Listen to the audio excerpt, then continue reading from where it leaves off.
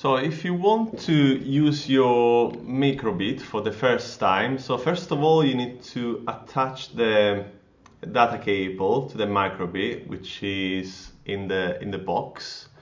And then when you go into devices here and you have added the Microbit, then you click on this that you find here, this little cog, and then you click on download X file, this one here.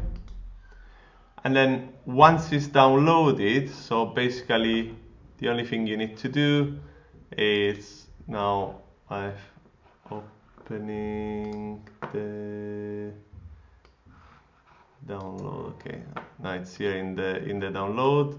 What I'm gonna do, well, obviously I have to connect the Microbit to my computer, and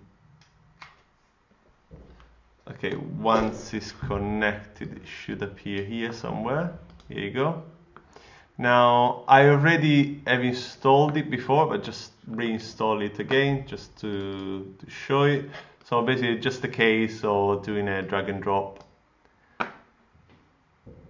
here, and that's it basically.